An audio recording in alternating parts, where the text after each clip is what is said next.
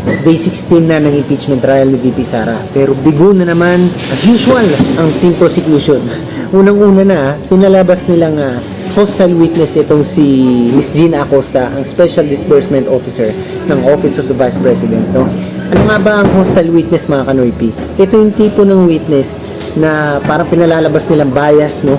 At pwede nilang tanungin yan ng mga leading questions, no?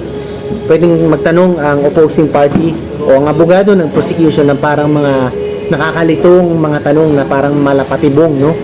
At ang inaasahan nila dyan ay yung parang mabasag na ang loyalty o ang kredibilidad nitong si Miss Gina Acosta sa kanyang mga kasagutan, no?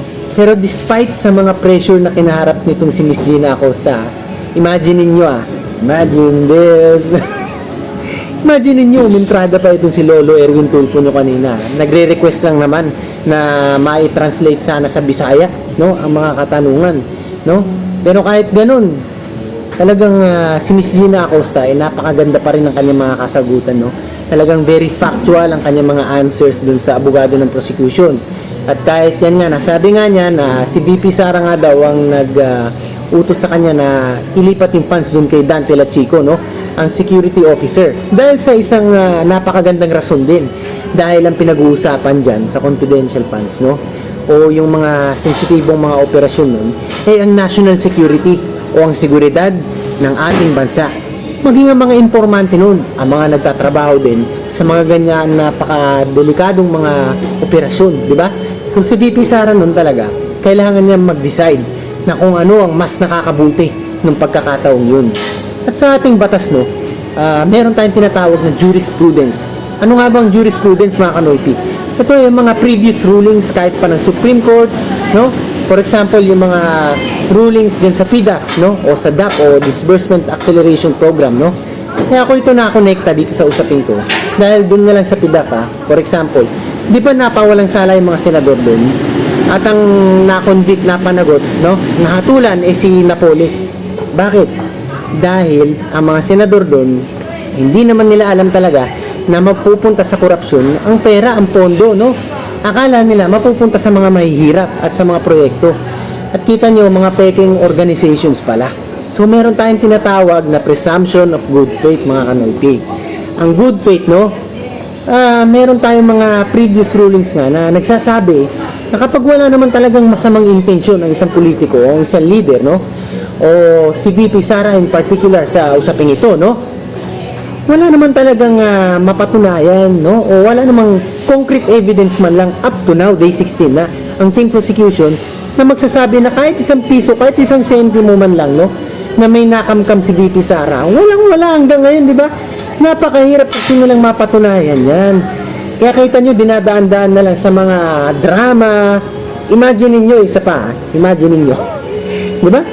Meron pa mga AI pictures na inilabas kanina, yung mga sako-sako ng pera, hindi daw sa 120 million. Di ba? May mga ganyan mga pa-drama effect pa. Tapos yung mga, yun nga, yung pinalalabas nila na gusto nilang i-enact, no? Sa ganyang paraan, yung mga AI pictures, parang ginagaya nila dito yung sa flood control scandal, eh. Di ba sumingaw yung mga mali-maleta, di ba? Parang gusto nilang estratehiya ngayon, yung mahimas yung utak ng publiko na ma-visualize yung kanilang naratibo na ganyan nga, yung mga korupsyon dun sa confidential funds, sa paraan ng mga ganyang AI pictures, no? Grabe lang talaga, nakakatawa talaga, no? Isang pagiging komikero na itong ginagawa ng team prosecution, eh, no? Talagang comedy act na, no? Hindi naman sila sasakyan ng taong bayan sa mga ganyan drama, eh, di ba? Unang-una yung mga AI pictures na yan, wala namang basihan yan, di ba? Para sa publiko na ganyan, para lang talaga magmukhang bad image itong si VP Sara, eh. Yun lang ang kanilang purpose, eh, di ba? Pero up to now, hirap na hirap talaga ang team prosecution, pilit na pilit, di ba? Nakakaawa na nga, in fact. Di ba? Kaya imagine nyo, multi-millions na ang ini-spend ng gobyerno sa sarsuelang impeachment trial na yan, no? Pero hindi sinasakyan sila ng sambayan ng Pilipino, no? Kaya ito, naglalabas na lang sila ng mga iba't ibang issue. Kita niyo yung pinalalabas nila ngayon na nakikipag-meeting daw itong si VP Sara dyan sa palasyo. Paano gagawin ni VP Sara yan? Sambayan ng Pilipino nga, ayaw nga makita yung mga nandyan sa palasyo eh. Si VP Sara pa kaya? Di ba? Grabe naman. Palibasa kasi hindi umubra yung ganyan mga impeachment trial, no? Para sirain si VP Sara sa mata ng publiko. Kaya samot-saring mga yung mga propaganda na lang ang kanilang mga inilalabas. Grabe, wala talaga effect hanggang ngayon. Yan lang, no?